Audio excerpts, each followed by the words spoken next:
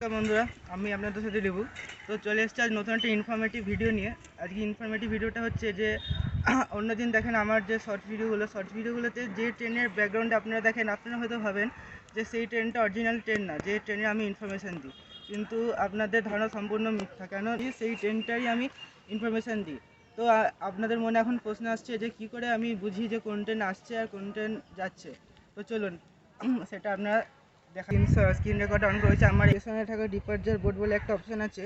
তো আপনারা কাছাকাছি যে স্টেশনে থাকবেন সেই স্টেশনের নাম আপনারা দিতে হবে, নাম বা আমি বর্ধমানে থাকি, তো আমি কাছাকাছি স্টেশন আমার বর্ধমান স্টেশন জাংশনটাকে চুজ করব।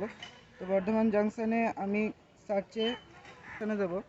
তো এখানে পরপর চলে আসবে যে কোন কোন ট্রেন এখন আছে।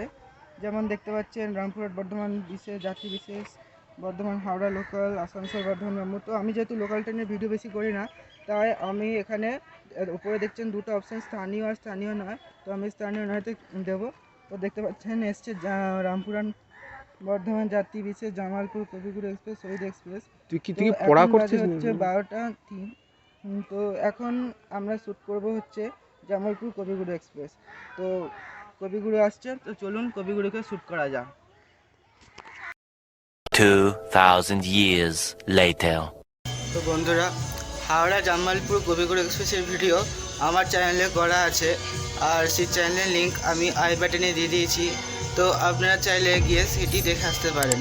আর ভালো লাগলে চ্যানেলটিকে অবশ্যই লাইক এবং শেয়ার করে সাবস্ক্রাইব করে দিন। ধন্যবাদ।